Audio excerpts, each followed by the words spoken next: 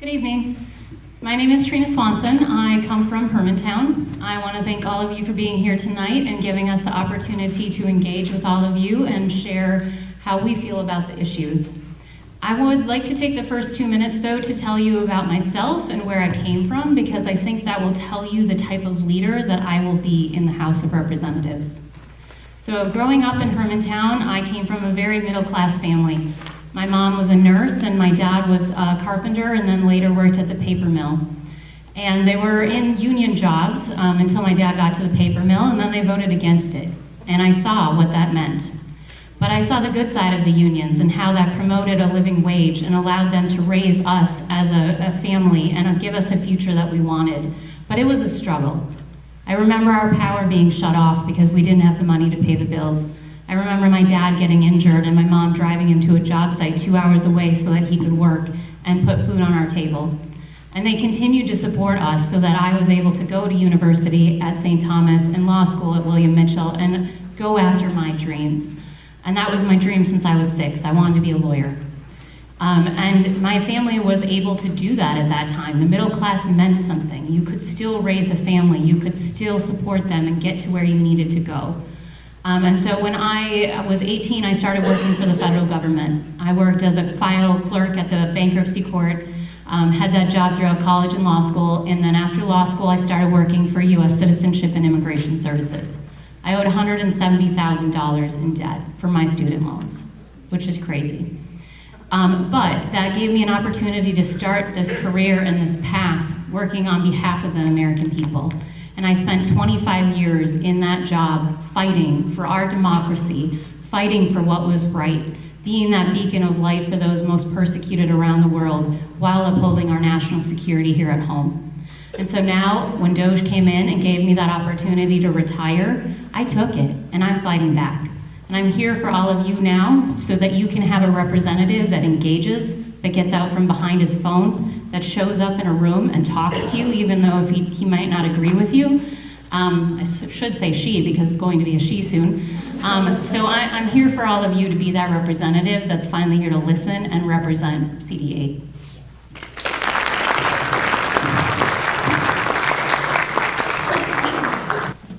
Well, first I think we'll sweep the midterms. So I think we'll have more balance now coming into our government and our Congress. And that will allow us to hold the president and the Republican Party accountable. So he needs to be held accountable. They all need to be held accountable for the decisions that they're making every day that are illegal. We need representatives that are willing to stand up to them every single day. And I know it's exhausting, right? I'm watching the same news that you're all watching every single day. And being able to stand up every day and say, this is wrong, is what needs to happen. So we can't just post on Facebook that we don't like something or that we have a problem with picking a sitting president out of a sovereign nation. We actually have to come together as a party and have a unified voice. And that also means bringing communities into it. So we need all of you to stand up and join us in that voice in Congress and unify as a United States and actually stand up for what we believe in and the country that we want to be and the people that we want to be.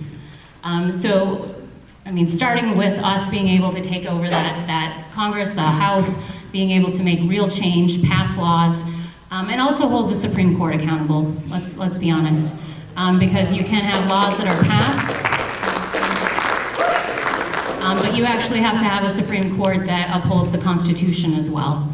And we need an ethical Supreme Court. So that also means ensuring that they're not taking gifts, money, awards, trips, whatever they're taking from the private citizens of this country when they're in really one of the most, if not most, powerful positions in ensuring that we're upholding our Constitution and the future of our democracy. So I will be the voice. I will be the one to stand up. I will be the one to shout out when something is wrong, even if it's hard, even if that pushback comes from the other party, even if they're bullies, which we all know they are. I'm not afraid of that. Honestly, I've worked my entire career with bullies, with people that think they know better at all times. And it takes a voice in fighting for what's right every single day. Thank you.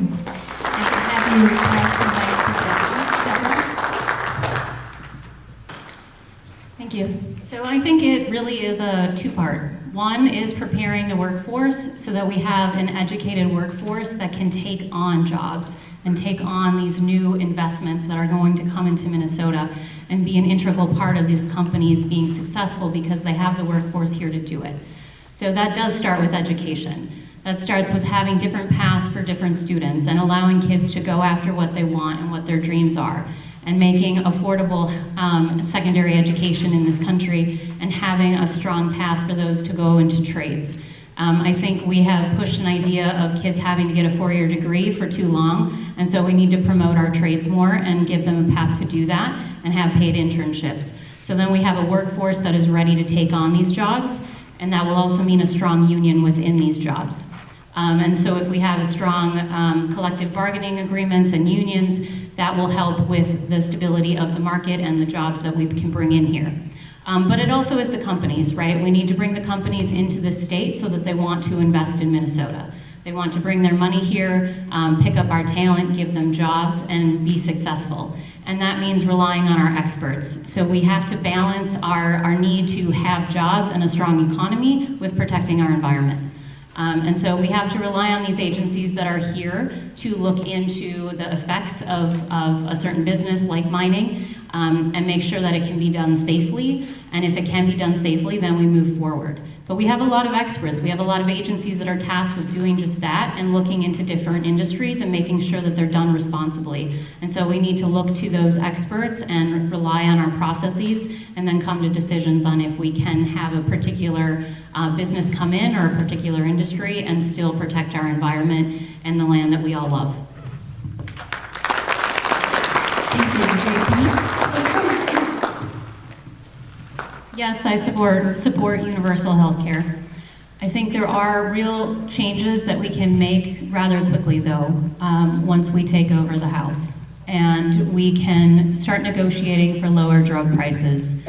You know, that was something that President Trump promised, and so did Pete Stauber, and then as soon as they all got into office, they did none of it. Or they cherry-picked a few drugs to say that they did it and they cared. And when you look at these foreign countries, these other countries that offer the same exact drug at a fraction of the price of what Americans are paying, we have a real problem. And that's lobbyists, and that's greedy corporations. And so we as politicians need to stand up to that and actually bring them to the table and negotiate these prices down. And have these drugs available when people need them. So I'm watching family members right now that are struggling, that are on Medicare, and they can't take the drugs that their doctors are recommending because they can't afford them. That's a problem. If they lived in another first world country, they'd have those drugs. And it makes me angry and quite honestly worried for people that are very near and dear in my life. And so that would be the number one thing. And then bringing the subsidies back for those on Obamacare. It's not the greatest system, right? I think when it was passed, nobody agreed that it was the greatest system, but it was something, and it was a huge accomplishment by the Democrats. And for Pete Stauber to now go on the record and say that the Democrats voted to sunset them is nonsense. We all know that laws are passed with a definite amount of time in these instances so that they can get them across the table and get bipartisan support. And so they did that to have these subsidies go on for another few years, hoping that we could come to an agreement where we could actually move the system into a better one. And now he sits and spews lies that it's the Democrats' fault that these subsidies ended. So we need to have a real conversation about the health care in this country, how we want to take care of our citizens and our neighbors, and come to a solution that makes it affordable for everybody. Thank you, JP.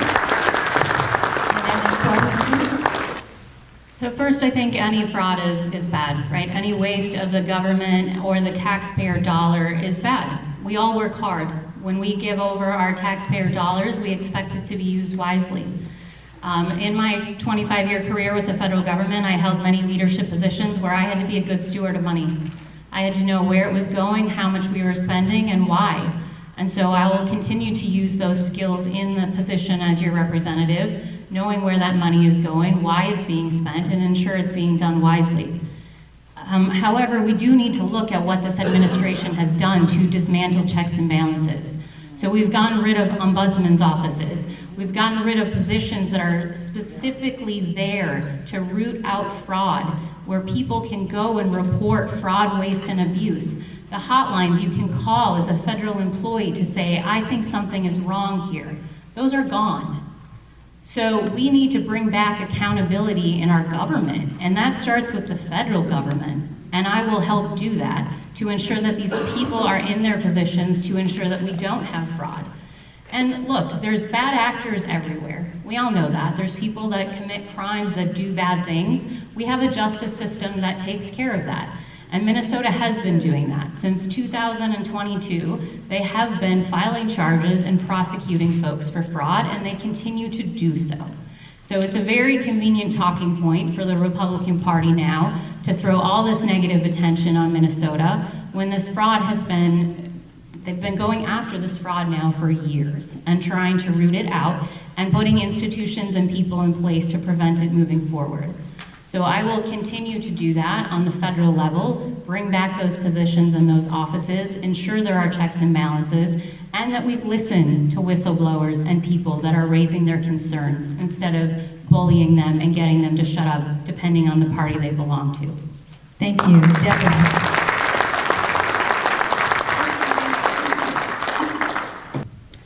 That's a great question. I think we've already talked about a few pieces of that.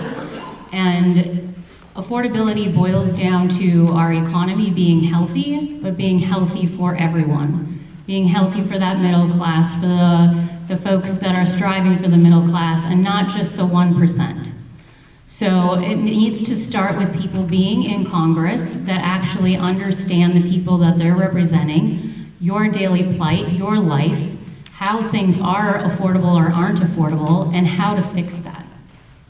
So affordability starts with understanding it and then striving to make changes to have affordability trickle down to everybody and not just those lucky 1%, not just those in Congress.